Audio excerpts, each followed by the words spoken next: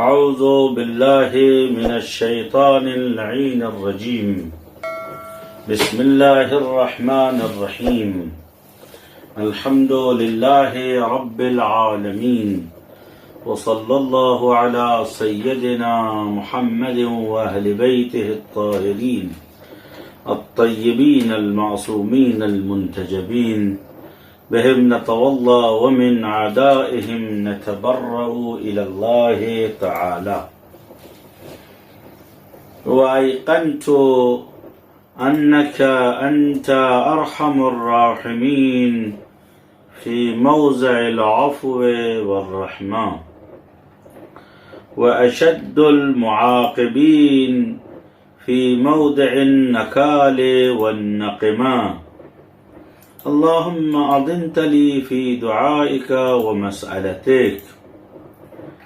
اور میرے معبود، مجھے یقین ہے کہ تو ہی ہے کہ جو تمام رحم کرنے والوں کے مقابلے میں ارحم ہے، یا یہ ہے اس معنی میں معنی کیا جائے کہ تیرے علاوہ اور کوئی حقیقی رحمان و رحیم نہیں ہے، اور تجھ سے بڑا کوئی رحم کرنے والا، پیار کرنے والا، لگاؤ رکھنے والا نہیں ہے.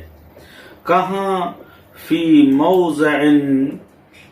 موضع العفو والرحمہ، جیسا کہ میں نے آپ کی خدمت میں کل عرض کیا کہ پروردگار عالم نے سورہ قرآن مجید میں غیر از بسم اللہ الرحمن الرحیم وغیر از الحمد للہ رب العالمین، جہاں بسم اللہ کے علاوہ 4 جگہ پر اللہ تعالیٰ نے ارحم الراحمین وہو ارحم الراحمین کی لفظ استعمال کی ہے.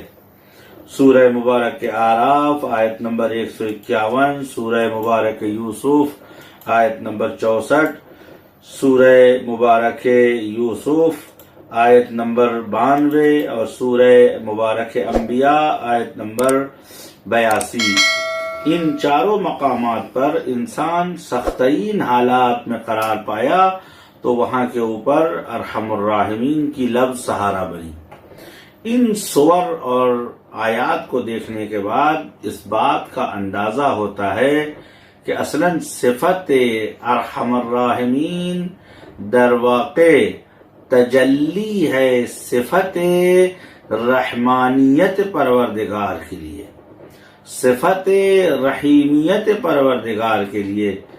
کیا مطلب یہ ہے کہ پروردگار عالم گرچہ انسان سخت ترین حالات میں قرآن میں ارحم الراحمین سے پناہ لی گئی ہے، لیکن ایسا نہیں ہے کہ جب انسان سخت ترین حالات میں گرفتار ہو تو ہی خدا اس کے لیے ارحم الراحمین ہے، بلکہ اس کی زندگی کے چھوٹے چھوٹے حالات اور اس کی چھوٹی چھوٹی پریشانیوں اور چھوٹے چھوٹے مسائل میں بھی خدا ارحم الراحمین ہے، اور ہر حال خداوند عالم اس پہ رحم کرتا ہے.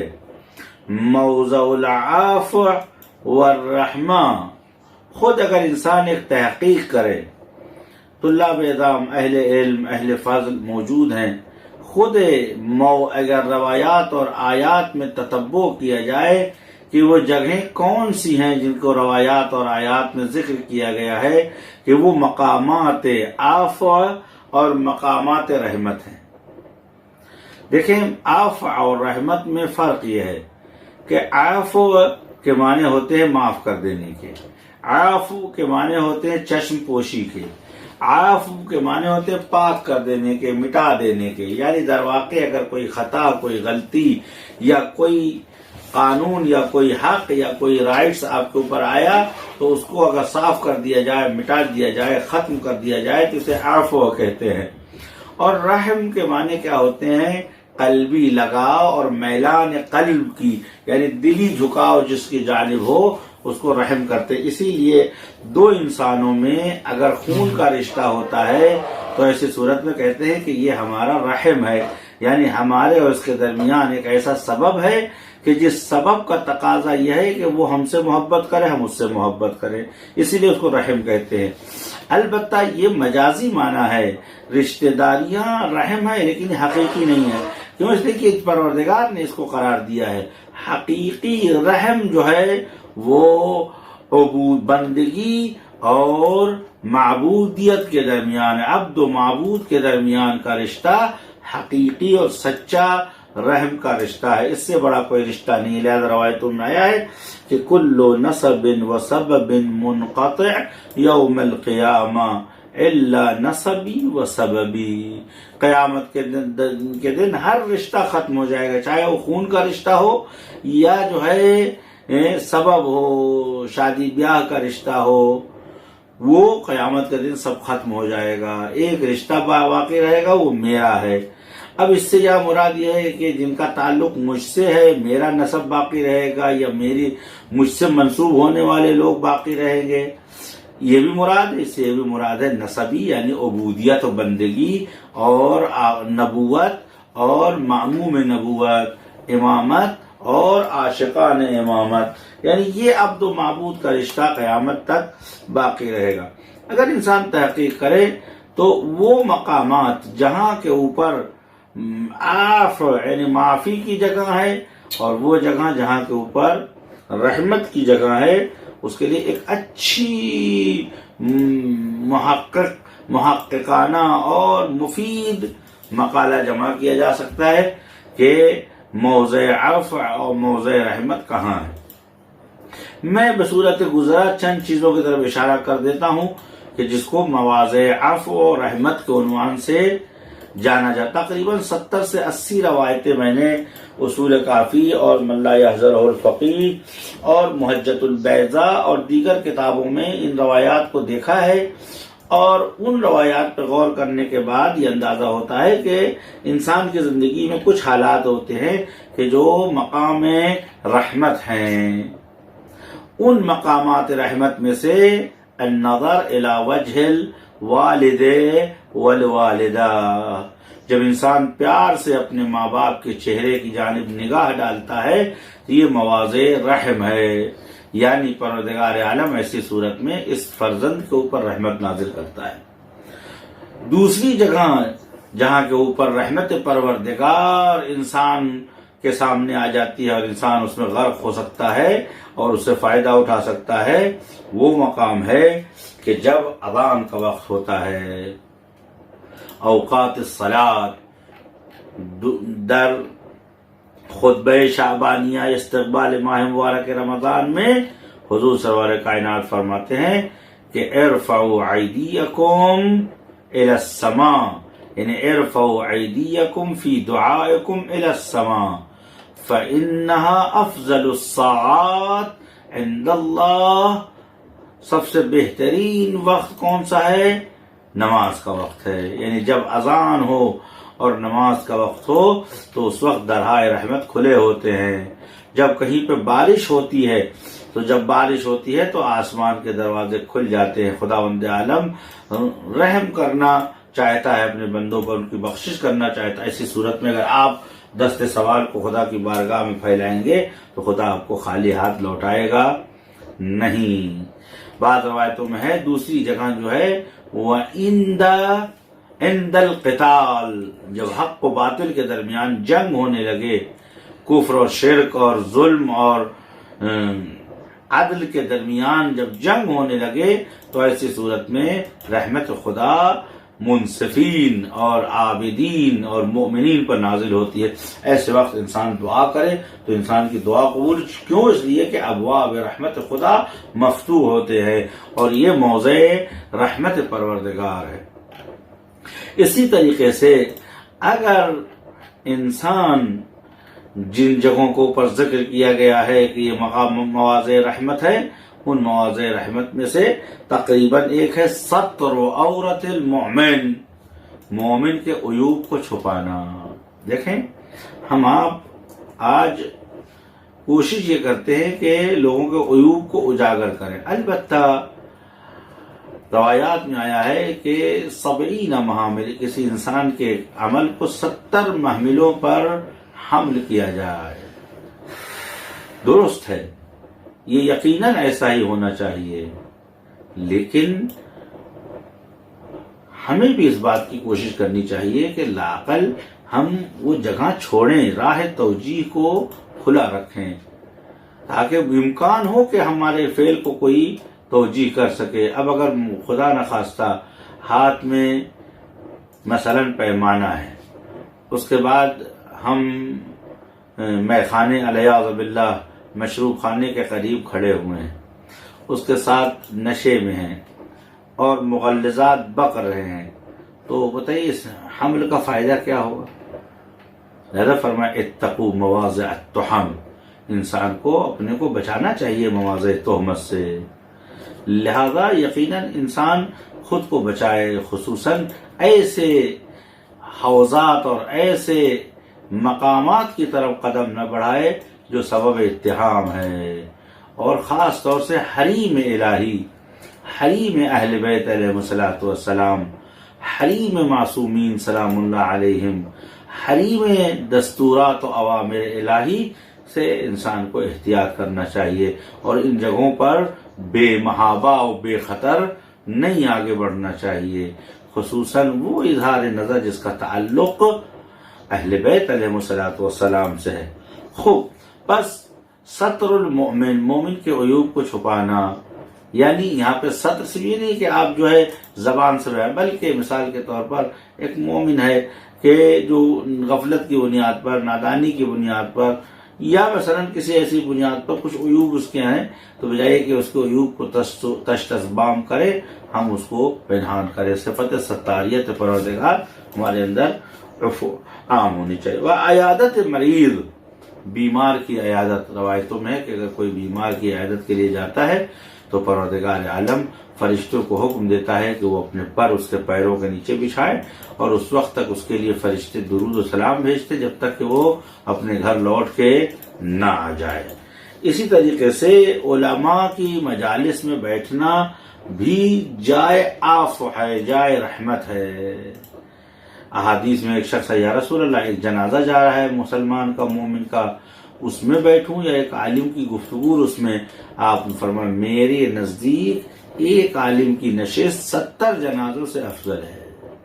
جبکہ تشییع جنازے کے لیے روایت ملتا ہے کہ اگر من شیع جنازتاً، اگر کسی نے کسی جنازے کی تشییع کیا، غفر اللہ من ذنوبہ، خداوند عالم اس کے تمام گناہوں کو معاف کر دیتا ہے، اور اللہ تعالیٰ جو ہے اس کا مقامات و درجات کو بلند و بالا کرتا ہے.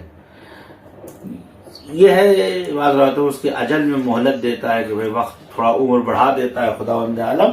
اتنے ثوابات کے باوجود فرمایا کہ عالم کے ہاں کے مجلس میں بیٹھنے سے درہائے رحمت الہی کھول دیے جاتے ہیں. صبر، مصیبت میں صبر، صبر سے مراد جو ہے صرف یہ نہیں کہ صاحب میں مصیبت برداشت کر رہا ہوں. صبر کا مطلب یہ ہے کہ انسان پائیدار رہے. صبر کا مطلب یہ کہ انسان کے ثبات میں لغزش نہ آئے، ایمان میں لغزش نہ آئے. مصیبتیں تو آتی رہتی ہیں، کہتے ہیں تعرف الرجال عند حزازت الاحوال، لوگوں کو پہچانا جاتا ہے. کیسے مردان بزرگ پہچانے جاتے ہیں؟ خراب حالات میں. اگر خراب حالات میں انسان کا ایمان و عقیدہ بگڑ جائے، یا انسان کے افکار اور انسان کے اقوال میں تبدیلی آ جائے، تو سمجھیے کہ ابھی اس کے ہاں ایمان مہمان تھا، مستقر نہیں تھا. ایمان مستودع تھا، یعنی ابھی صرف اور صرف ایمان مہمان تھا، ٹیمپریری ایمان تھا، پرماننٹ ایمان نہیں تھا. انسان مومن اسی وقت سمجھ میں آتا ہے کہ جب مصیبت و پریشانیاں آئیں. کہتے ہیں کہ مرحوم آغائے خمینی، امام خمینی رضوان اللہ تعالی علیہ کے بیٹے سید مصطفیٰ کو عراق میں شہید کر دیا گیا تھا. میں نے یہ سنا ہے داستان علماء میں اور دیکھا بھی ہے. وہ کہتے ہیں کہ ان کی شہادت واقع ہوئی تو ان کے خادم یہ کہتے ہیں کہ میں نے دیکھا کہ آ کے آغا مصطفیٰ کا جنازہ رکھا ہوا تھا، اور براخر گھر کے اندر غم اور اندوہ کا ماحول تھا. جوان بیٹا تھا، ہونہار بیٹا تھا، اور کافی اہل علم اور فضل اس زمانے میں اجتہاد کے درجے میں فائز تھے، اور امام خمینی کہتے تھے کہ ہمارا مصطفیٰ جو ہے اسلام کے لیے اچھا مستقبل اور روشن، اس کا مستقبل روشن ہے، خدا رحمت کرے۔ تو جب شہید مصطفیٰ کا جنازہ رکھا ہوا تھا، ان کے خادم کہتے ہیں کہ میں نے دیکھا کہ صبح صبح آغا نے ایک لفافہ نکالا اور کہا کہ جا کے فلاں عالم کو دے آؤ، کیونکہ حوزے کا نظام یہ ہے کہ مراجع کرام، علماء کرام اپنے طالب علموں کا شہریہ یا خرجیہ جسے بولتے ہیں، وہ جو رقوم شریعہ ان کے پاس آتی تھی، اس رقم سے اگر نہیں بھی آتی تھی جو ان کا اپنا شخصی سرمایہ، اس سے ان طالب علموں کے کھانے پینے کا انتظام کرتے تھے، جس کو شہریہ یا راتب بولا جاتا ہے۔ تو خمینی صاحب نے عام طالب علم راتب آ کے مخصوص آفس و دفتر سے لیتے تھے، جو علماء و بزرگان ہوتے تھے ان کا راتب جو ہے ان کے گھر بھیج بات ہے۔ تو آیت اللہ مدنی رضوان اللہ تعالی علیہ جو مدفون ہیں حرم حضرت معصومہ سلام اللہ علیہ میں، جبکہ آیت اللہ مدنی آغا خوئی کے شاگردوں میں سے تھے، اور اس زمانے میں دو مرجع تھے، حضرت آیت اللہ عظمہ سید ابو القاسم موسوی خوئی اور سید روح اللہ موسوی خمینی۔ تو ان کے خادم کہتے میں نے دیکھا کہ ایک لفافے میں جو بھی رقم رہی ہو، کم زیادہ مختصر، وہ فلاں آغا کو دے آؤ۔ میں نے کہا آغا اس وقت آپ کے گھر میں جنازہ پڑا ہوا ہے، ارے یہ کام تو کل بھی ہو جائے گا، پرسوں بھی ہو جائے گا۔ تو آغا خمینی نے فرمایا کہ یہ میری مصیبت ہے، میں اس پہ صبر کروں، یہ مجھے خدا اجر دے گا، لیکن اس کا مطلب نہیں کہ مجھ پہ مصیبت آئی ہے تو دوسروں کے گھر کا کام میں روک دوں۔ ضرورت مصیبت نہیں پہچانتی، لہذا ان کو ضرورت ہوگی اور ان کے گھر کی ذمہ داریاں ان کے اوپر ہیں، اور یہ ان کا حق ہے، ان کو پہنچائیے، طالب علم ہے وہ۔ آپ دیکھیں جنازہ رکھا ہوا ہے اور اس کے باوجود ان کو فکر ہے کہ کس طریقے سے ایک مومن کی مدد کی جائے یا طلاب کے حقوق ان تک پہنچایا جائے۔ روایات میں آیا ہے کہ الصبر عند المصیبہ، اسی کا نام صبر پائیداری ہے۔ آدمی سوچتا ہے کہ صبر یعنی مصیبت کو برداشت کرنا، نہیں، بعض وقت جو ہے ظلم سہنا جو ہے یہ ذلت ہے، اسلام ذلت کو منع کرتا ہے، لیکن جب انسان سے کچھ نہ بن پڑے تو ظلم کو برداشت کرے۔ لیکن اس سے بڑا صبر کیا ہے؟ الصبر کیا؟ حفظ النفس عن الجزع والفاظ في الملمات، في المهمات، في المصائب، في البلاء۔ مصیبتوں کے وقت انسان سیلف کنٹرول اگر کھو دے تو یہ صابر نہیں ہے۔ مصیبتوں میں اپنے اوپر کنٹرول رکھنا اور اپنی فکر اور اپنے نظر اور اپنے عقائد کی حفاظت کرنا اور اس پر پا برجا رہنا ہی صبر ہے۔ مقصد یہ ہے کہ صبر کا مطلب یہ ہے کہ انسان حواس باختہ نہ ہو جائے۔ حضور بعض وقت مسلمان یہ سوچتے ہیں کہ صبر یعنی مصیبت پہ رونا نہیں، صبر یعنی پریشانی کے اوپر کٹھور ہو جانا، سنگ دل ہو جانا۔ واللہ ان هذه لقساوة، رسول خدا سے کسی نے کہا کہ فلاں آدمی روتا نہیں ہے لوگوں کی پریشانی، واللہ ان هذه لقساوة، یہ سنگ دلی ہے، یہ انسانیت نہیں ہے۔ وہ انسان کیسا جو کسی کے درد اس کی آنکھوں سے آنسو نہ آ جائے۔ حضرت ابراہیم علیہ السلام یعنی فرزند گرامی رسول خدا حضرت محمد مصطفیٰ صلی اللہ علیہ وآلہ وسلم 5 سال کے تھے، باپ کی گود میں حضرت ابراہیم علیہ السلام نے دم توڑ دیا۔ اس کے بعد لوگوں نے دیکھا کہ وکان النبی بکا، حضور سرور کائنات رو رہے تھے، آنکھوں سے آنسو جاری تھا۔ ایک شخص نے کہا یار وانت تبکی یا رسول اللہ، آپ بھی رو رہے ہیں؟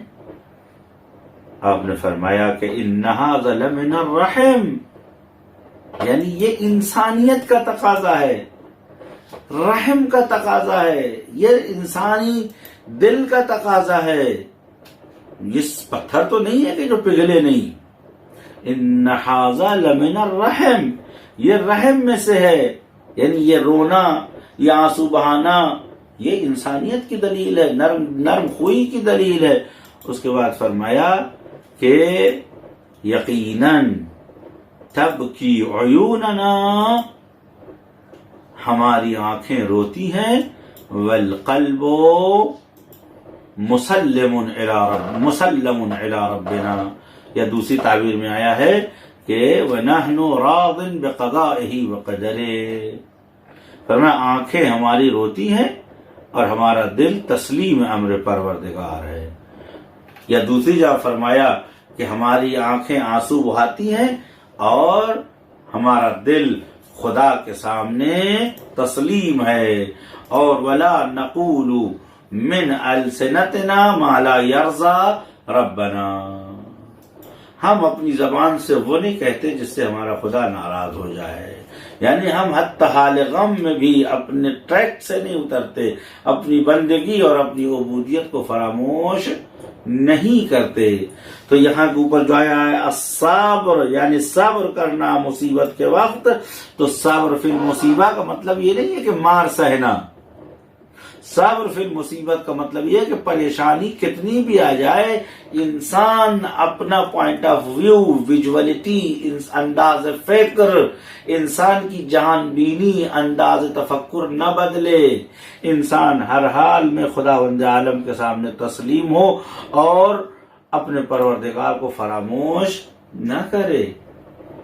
آپ دیکھیں آل محمد صلوات اللہ وسلامہ علیہم اجمعین، آلاف التحیت والسلام علیہم وعلی اولادہم الی قیام یوم الدین، ہر مسائل میں کتنی مصیبت اہل بیت علیہ الصلوۃ والسلام پہ آئی، لیکن آپ ایک کلمہ ڈھونڈ کے دے دیجئے کہ اہل بیت علیہ الصلوۃ والسلام نے توکل کے خلاف کہا ہو، قضاء و قدر الہی کے خلاف کہا ہو، حکم پروردگار کے خلاف کہا ہو، مصلحت کے خلاف کہا ہو، صبر کے خلاف کہا ہو، کہیں کے اوپر بے چین ہو گئے ہوں، کہیں کے اوپر مایوس ہو گئے ہوں، نہ کہیں کے اوپر ایسی حالت آپ دیکھیں۔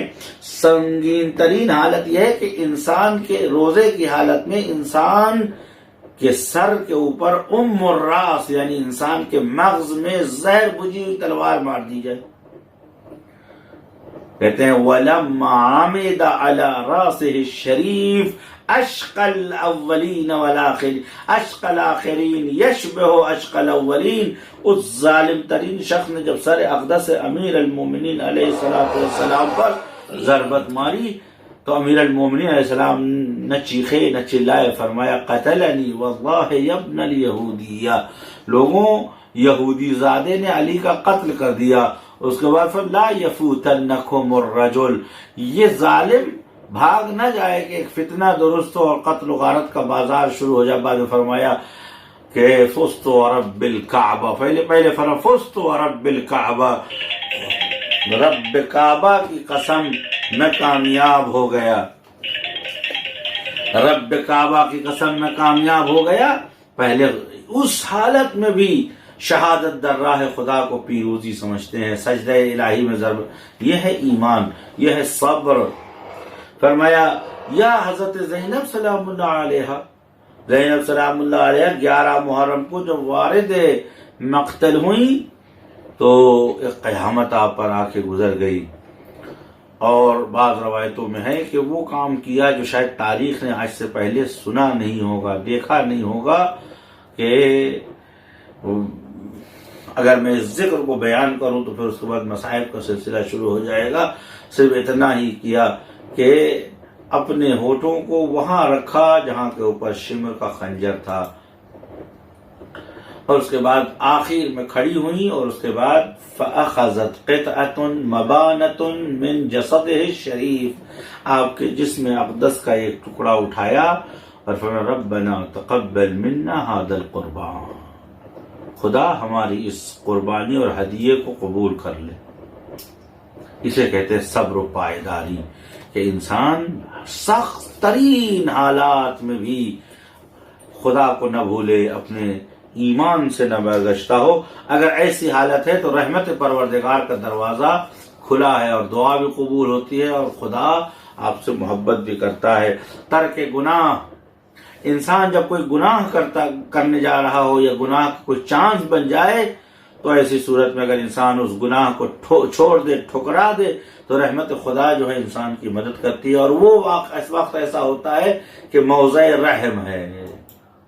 حضرت یوسف سلام اللہ علیہ کے سامنے سارے امکانات فراہم تھے، گناہ کرنے کے تمام راستے موجود تھے، کوئی روکنے والا نہیں تھا، کوئی ٹوکنے والا نہیں تھا۔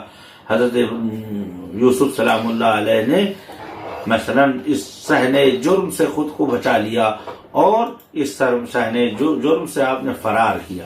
دیکھیں، ہر فرار بزدلی و عار ہے، اور فرار کے اوپر کوئی کسی کو تمغہ نہیں دیتا جز ایک فرار کے، وہ کیا ہے؟ الفرار من معصیت اللہ، اللہ کی راہ میں اس کی معصیت سے بچنے کے لیے اگر انسان کہیں سے ہٹ جاتا ہے، فرار کرتا ہے، تو نہ تنہا یہ صفت قبح اخلاقی ہے، بلکہ یہ عظمت اور شرافت کی دلیل ہے، اور خدا اس کو سراہتا ہے، خدا اس کو صدیقوں میں شمار کرتا ہے۔ انہو کان من عبادنا المخلصین، ہمارے سلیکٹڈ بندوں میں سے ہیں، جس کو ہم نے چنا ہے، جس کو ہم نے خالص کیا ہے۔ حضرت یوسف سلام اللہ علیہ صحنہ جرم سے جب فرار کر رہے تھے تو فرمایا کہ میں نفس کو اجازت نہیں دوں گا کہ وہ نفس آئے اور اپنی حکومت میرے اوپر کرے، اور نفس انسان کو گرفتار کر دیتا ہے۔ اس کا جواب نکل کے آئے تو فرمایا الا ما رحم ربی، مگر یہ کہ رحمت خدا کسی کے شامل حال ہو۔ تو جب انسان گناہ سے بچتا ہے تو ایسا نہ کہ صاحب اگر ہم گناہ چھوڑ دیں گے، مثال کے طور پر لذت شرب چھوڑ دیں گے، لذت نکاح حرام چھوڑ دیں گے، تو ہمیں کیا ملے گا؟ سب سے بڑا انعام یہ ہے کہ اس وقت خدا تم سے راضی ہے۔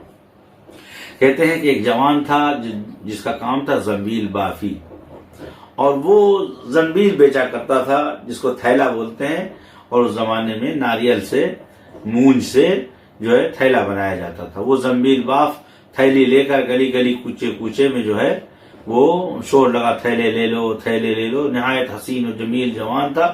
ایک عورت تھی، شیطان نے اسے بہکایا، اس نے کہا کہ میں یہ ساری خرید لوں گی اگر تم میرے ساتھ آ جاؤ۔ وہ جوان اس کے ساتھ روانہ ہو جائے، اس بات غریب آدمی ہے، اگر ایک جہاں بک جائے تو کتنی اچھی بات ہے۔ تاجر کی یہ خواہش ہوتی ہے کہ پالنے والے کم زحمت میں، کم مصیبت میں، کم پریشانی میں اگر میرا سارا مال بک جائے تو کتنا اچھا ہے۔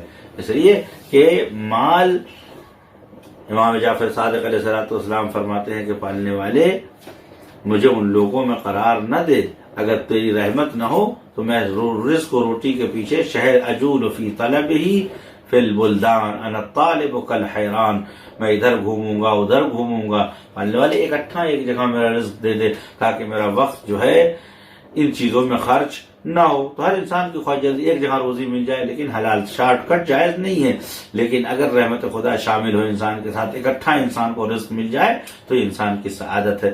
وہ اس کے ساتھ گیا، جو وہاں گیا تو اس نے دروازہ بند کیا، بند کرنے کے بعد کہا کہ یہ زنبیل تو میں تم سے لے ہی لوں گی، لیکن تم میری خواہش کو پورا کرو، تم حسین و جمیل ہو، میرے ساتھ جو ہے تم کار حرام انجام دو۔ وہ جوان خوف خدا سے کانپنے لگا، اس نے کہا کہ اے خاتون، میں یہ کام نہیں کر سکتا، تم کسی کی امانت ہو، تم میرے اوپر حرام ہو، اور اللہ تعالیٰ نے مجھے حکم نہیں دیا ہے کہ میں اپنے نفس کو اتنی ارزانی اور سستی سے بیچ دوں۔ انی اخاف، مجھے ڈر لگتی ہے عذاب جہنم سے اور غضب پروردگار سے۔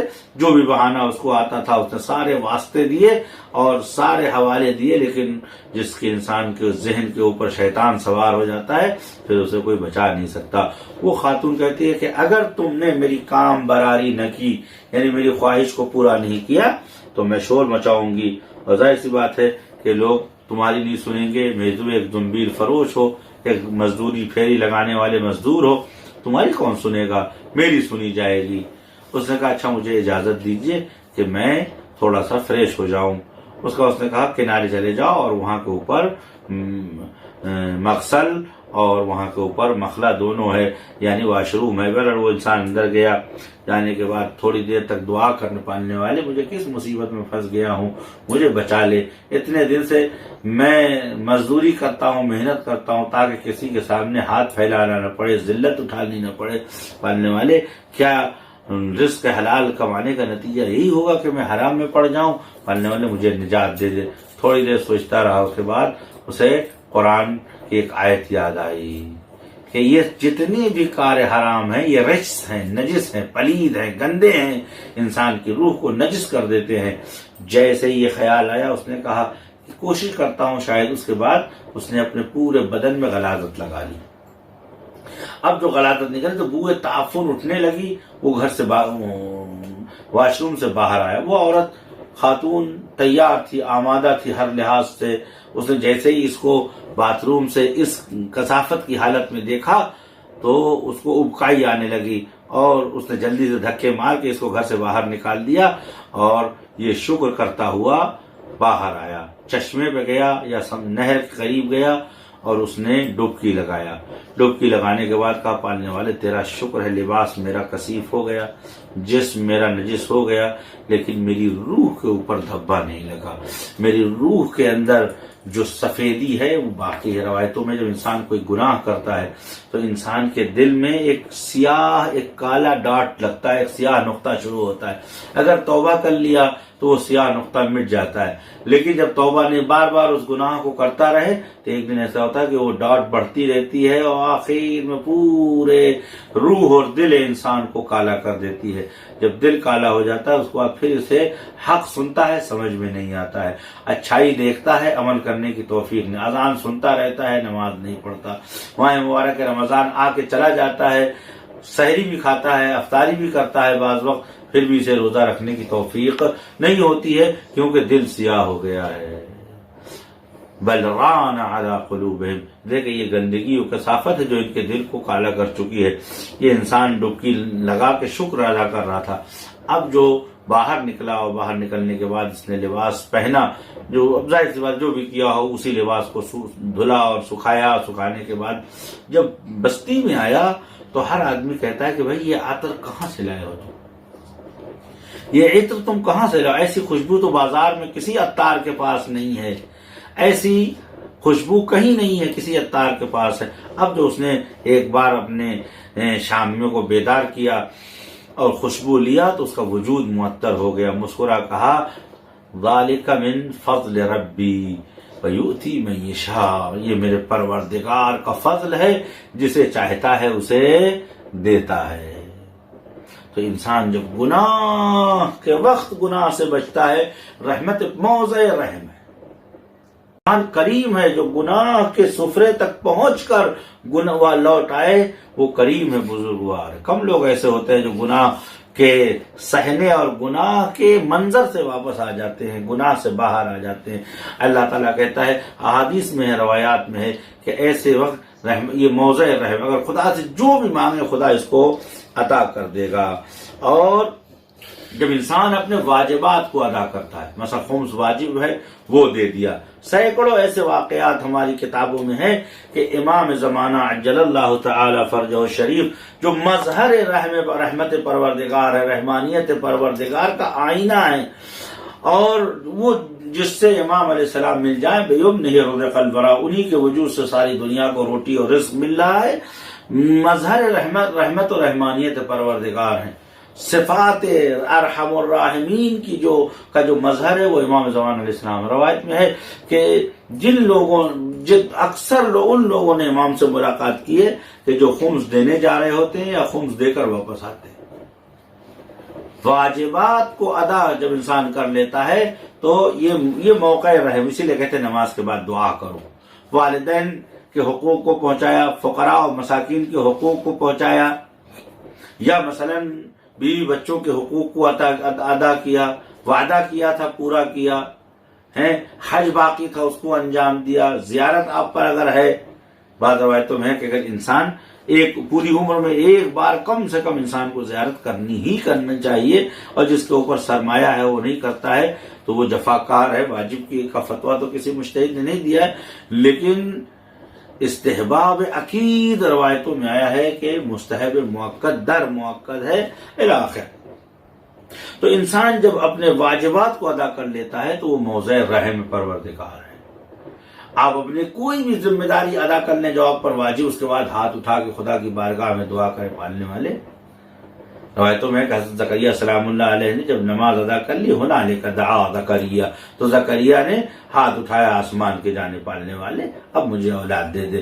اللہ نے حضرت یحییٰ سلام اللہ علیہ کو حضرت زکریا سلام اللہ علیہ کو عطا کیا ہے۔ اور حسن خلق، جب انسان کسی سے اچھی طرح پیش آتا ہے، حسن اخلاق سے پیش آتا ہے، تو ایسی صورت میں رحمت پروردگار کا دروازہ کھل جاتا ہے۔ غصے کو پی جانا، اگر غصہ آیا، جائز بھی ہو، بہت زیادہ غصہ ہو، روایتوں میں ہے کہ امام سجاد علیہ السلام سے پوچھا گیا آقا سب سے شیرین اور خوشگوار اور میٹھی ڈرنک کیا ہے، سب سے اچھا گھونٹ اور جرعہ کیا ہے؟ آپ نے فرمایا وہ غصے کا گھونٹ ہے جو آدمی غصے کے وقت پی جاتا ہے، اس لیے کہ انما الغضب، غصہ آگ جیسے ہے، جب بھڑک جاتا ہے تو تمام چیزوں کو جلا دیتا ہے۔ غضب خطرناک ترین چیز ہے، اگر یہاں انسان غضب پہ کنٹرول نہ کرے تو ایسی صورت میں پھر غصہ ایک ایسی چیز ہے کہ پھر کیا بچتا ہے خدا جانتا ہے۔ لہذا پروردگار عالم وہ لوگ جو غصے کے اوپر کنٹرول کرتے ہیں، حضرت امام موسی کاظم علیہ السلام، آپ کا لقب ہی اسی لیے کاظم ہے، آپ کا لقب ہی اسی لیے کاظم ہے۔ لہذا والکاظمین عن الغیظ، وہ لوگ جو اپنے غصے سے قزم کرتے ہیں، اس پر کنٹرول کرتے ہیں۔ اور میں نے بارہا سنا ہے علماء سے، مراجع سے، اہل دل اور اہل عرفان سے، خدا رحمت کرے مرحوم سید بہاؤالدینی، شرف الدین بہاؤالدینی رضوان اللہ تعالی علیہ، تقریباً 1 سال کا عرصہ ہے کہ اس بزرگوار کو میں نے درک کیا ہے۔ اوائل ورود قم کا زمانہ تھا، تو اس بزرگوار نے ایک جملہ فرمایا تھا، مجھے آج بھی یاد ہے۔ وہ یہ کہتے تھے کہ اگر یہ دیکھنا ہے کہ انسان خدا سے کتنا پیار کرتا ہے تو غصے کے وقت اگر اپنا غصہ چھوڑ کر خداوند عالم کو یاد کر لے تو اس کا مطلب یہ ہے کہ اس کے دل میں خدا بستا ہے۔ اس کے بعد فرمایا کہ کتنا بھی شدید غصہ ہو، اگر کوئی لا الہ الا اللہ کہتا ہے تو ایسے اس کا غصہ بالکل کافور ہو جاتا ہے، اس لیے کہ اگر غصہ کرنے کا حق ہے کسی کو تو وہ خدا ہے۔ من یحلل غضبی، جس کے اوپر میرا غصہ حلول کر جائے، میرا غضب جس کے اوپر نمودار ہو جائے، کون اس کو بچائے گا؟ لہذا غصہ کرنے کا حق خدا کو ہے، لیکن خدا اپنے بندوں پر غضب نہیں کرتا ہے۔ سبقت رحمتہ علی غضب، اس کے غضب کے اوپر اس کی رحمت آگے آگے ہے۔ امام الغضب رحمت پروردگار ہے، لہذا مرحوم فرمایا کرتے تھے کہ امام صفات اللہ الرحمہ والرحمانیہ، بالاخره خداوند عالم کی صفات افعال میں جس صفت کو امامت کا درجہ ہے وہ صفت رحمانیت و رحم ہے۔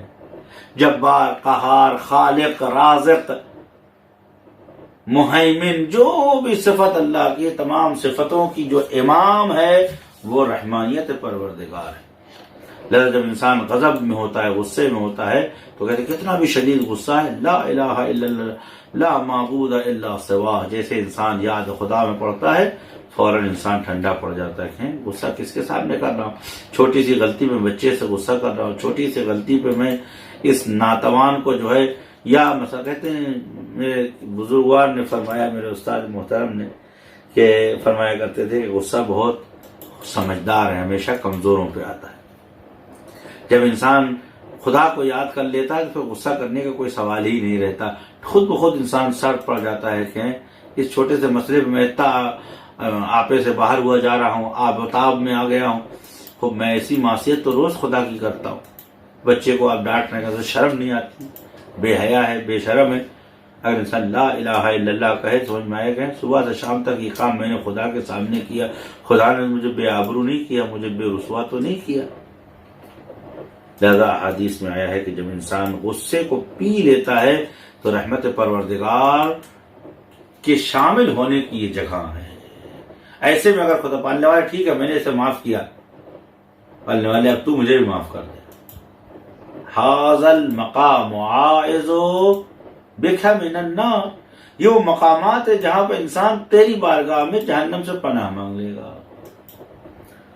اور تواضع اور انکساری، انسان کے اندر تواضع اور انکساری ہونی چاہیے۔ خدا شاہد ہے کہ انسان کو کبھی بھی اپنے کو کسی سے افضل نہیں سمجھنا چاہیے، اس لیے انسان ہمیشہ امیر المومنین علیہ الصلوۃ والسلام کی حدیث جب سے یہ کلام پڑھا ہے تب سے سوچتا ہوں کہ عزت کا مفہوم و بزرگواری کا مفہوم و یہ سب جو ہے یہ کسی اور کے لیے ہوگا، ہمارے جیسے لوگوں کے لیے، مجھ جیسے انسان کے لیے نہیں ہے۔ کہتے ہیں عجیب تو مجھے تعجب ہے اس انسان کی کہ جو غرور کرتا ہے اولہ نطفہ و آخرہ جیفا، ابتدا نطفہ ہے انتہا جیفا ہے، یعنی جب یہ دنیا میں آنے سے پہلے نطفہ تھا آب نجس، یخرج ما بین الصلب والترائب، اس کے بعد جیفا ہے یعنی مردار ہے جس کو چھو دے، یعنی جانوروں میں کوئی ایسا جانور نہیں جس کو چھونے کے بعد آپ پر غسل مس میت واجب، صرف یہ انسان ہے جس کو چھونے کے بعد آپ پر غسل مس میت ہے۔ در واقع یہ تذکر پروردگار ہے کہ انسان جب ہم چاہیں گے تو تم کو جلالت و عظمت ملے گی، یہ سب پروردگار عالم کی طرف سے ہمارے لیے تذکر ہے۔ لہذا انسان کس بات کا غرور کرے؟ خلق الانسان عجولا، خلق الانسان ہلوعا، خلق الانسان منوعا،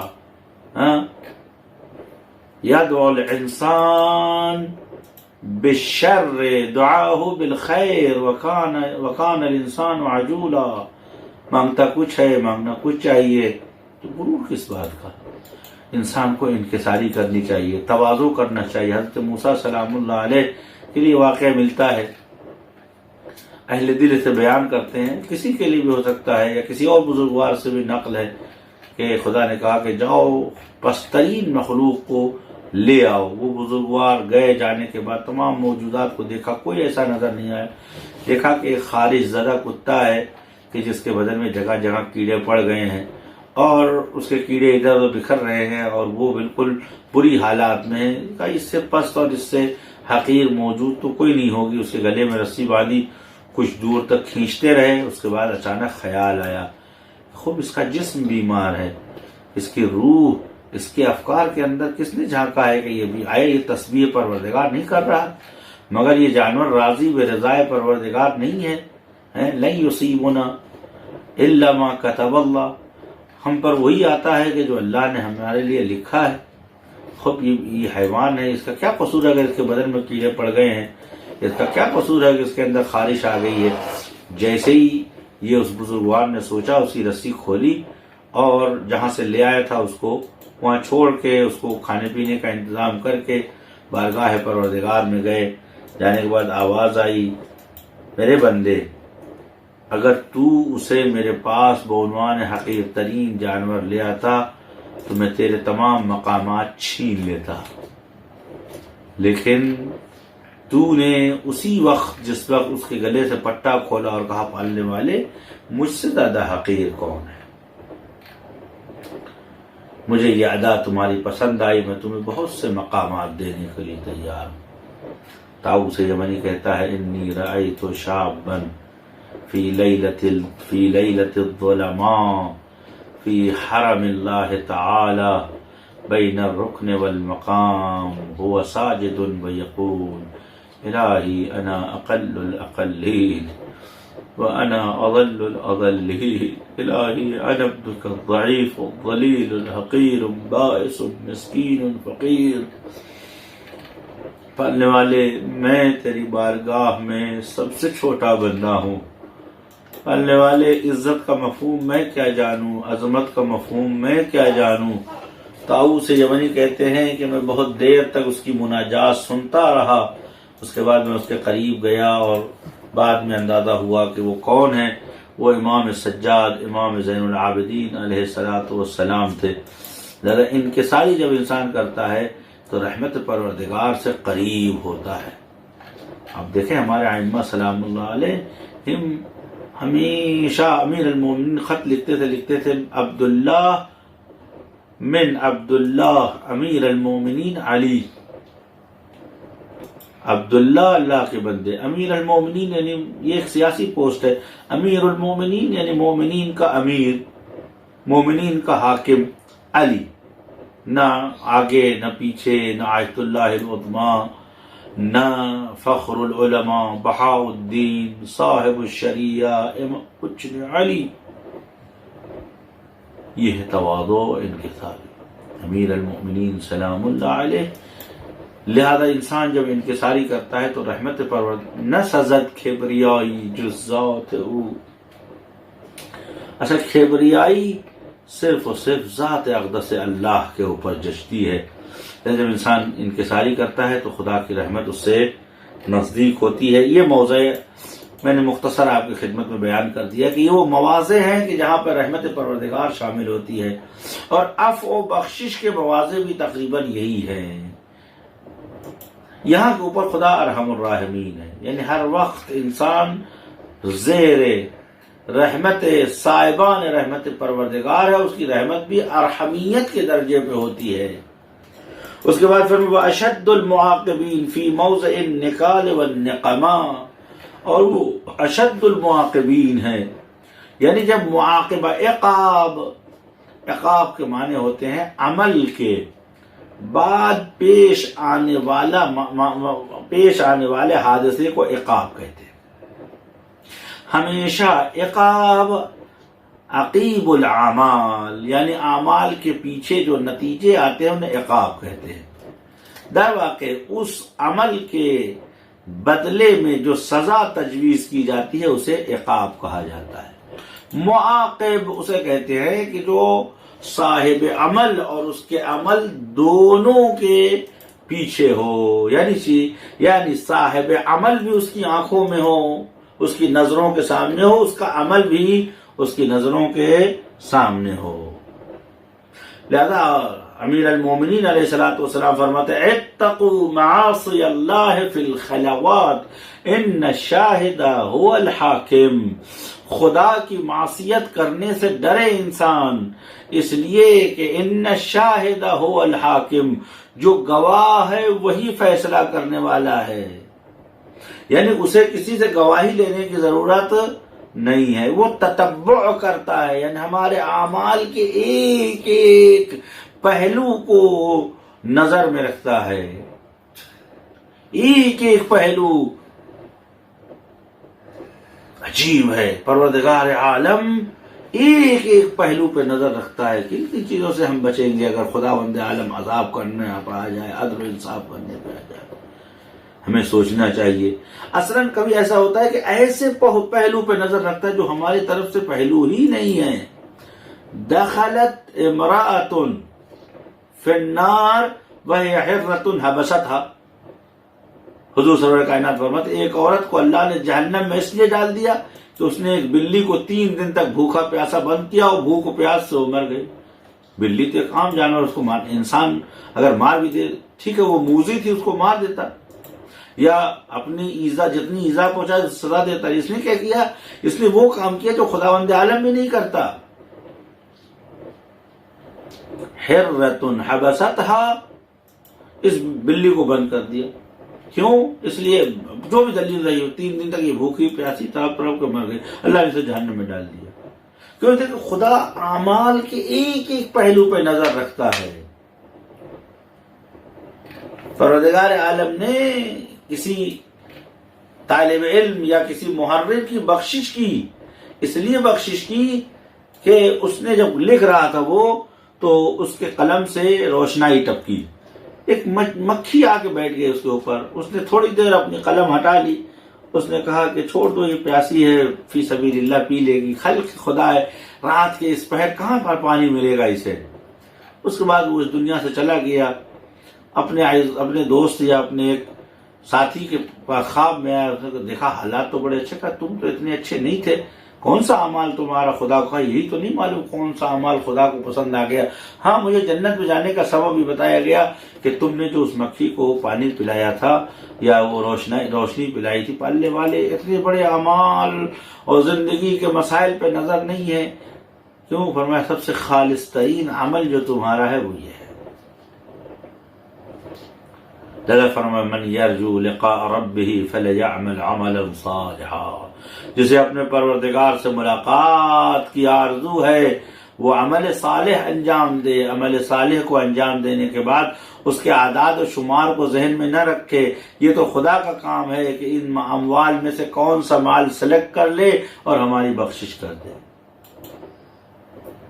परवरदिगार आलम इंसान के अमाल पे नजर रखता है, इसलिए वो अरहमुर राहिमीन है। तमाम अशद्दुल मुआक़िबीन, ये इक़ाब देने के लिए हमारी जिंदगी के हर अमल पे उसकी नजर होगी। सयरल्लाह, अल्लाह ताला हमारे अमाल पर हाजिर और नाजिर है।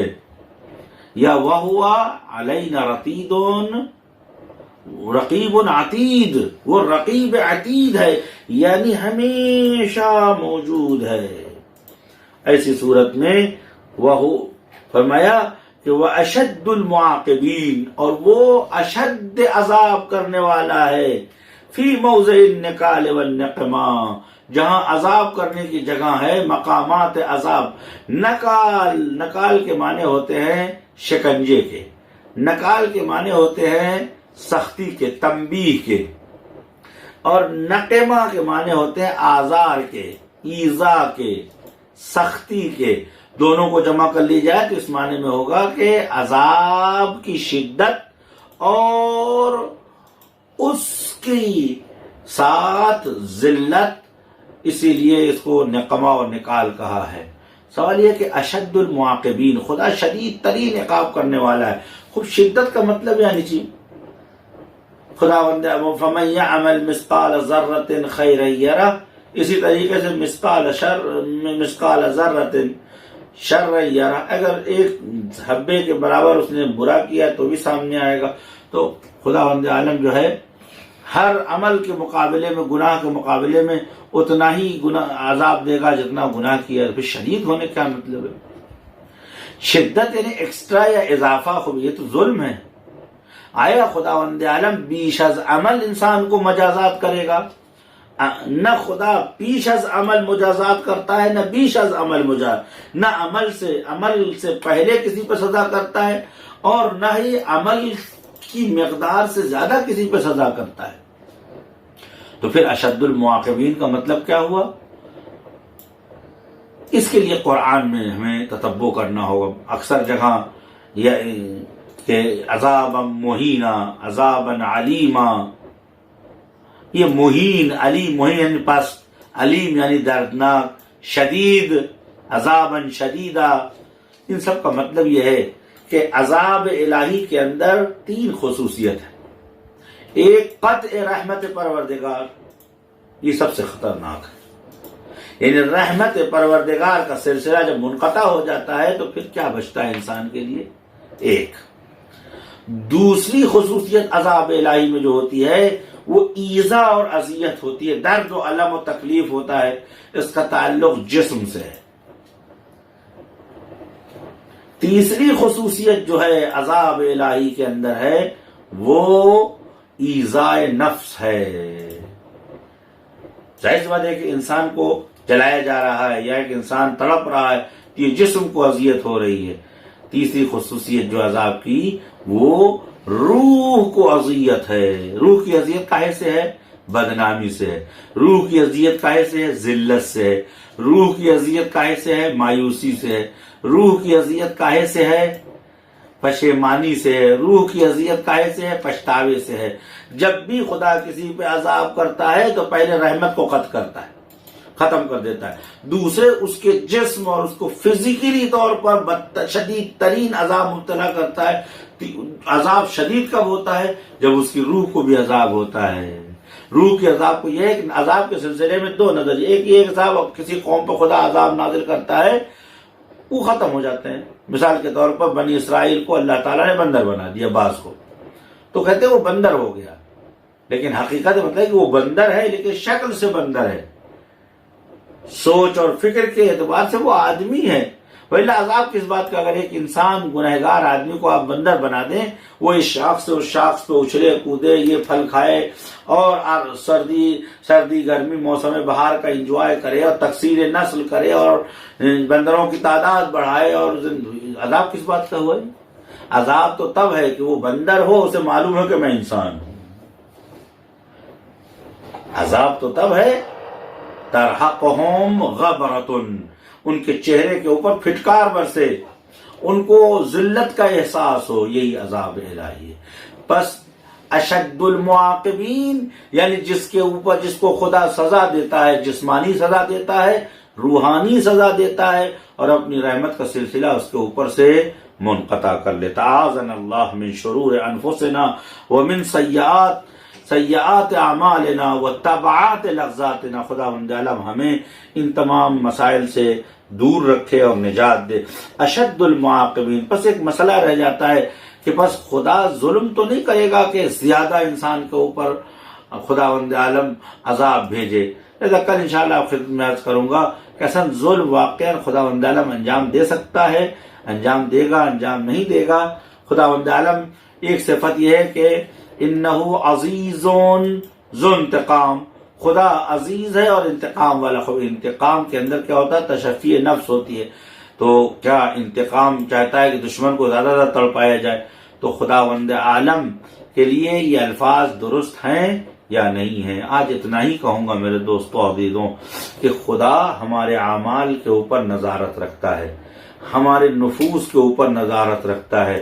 خداوند عالم ہمارے جسم اور روح سے متعلق تمام چیزوں کو محفوظ کرتا ہے۔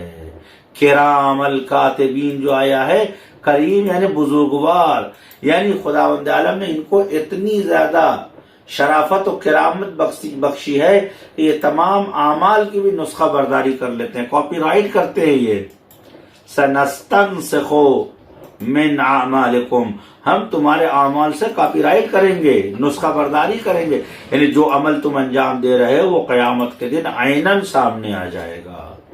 تجسم اعمال سے میں انشاءاللہ کل ایک مختصر گفتگو ظلم کے سلسلے میں، خدا کے منتقم ہونے کے سلسلے میں اور تجسم اعمال کے سلسلے میں بحث کریں گے کہ تجسم اعمال کسے کہتے ہیں۔ ایک انسان کا عمل کیا اس حد تک ہو سکتا ہے کہ وہ انسان جو ہے اس عمل کے نتیجے میں حیوانات میں تبدیل ہو جائے، جیسے کتا ہے، بلی ہے۔ تو تجسم اعمال کا مطلب کیا ہے، اور قرآن میں بارہا اس کا تذکرہ آیا ہے۔ آخر دعوانا الحمدللہ رب العالمین۔ خدا ہمیں مشمول رحمت پروردگار قرار دے، مواضع رحم میں ہم پر رحمت فرما، مواضع عفو پر ہم پہ مغفرت نازل فرما، اور پالنے والے جب عذاب کی باری ہم پر آئے تو ہم پہ رحمت کا معاملہ کرنا، عدل و انصاف کا معاملہ نہ کرنا۔ ماہ مبارک رمضان اور اس مہینے کی برکت سے پالنے والے ہم پر اپنی رحمتوں کو بحق امیر المومنین، بحق صاحب ماہ مبارک رمضان حضرت امیر سلام اللہ علیہ، اپنی رحمت کو ہمارے حق میں شامل فرما۔ السلام علیکم ورحمۃ اللہ وبرکاتہ۔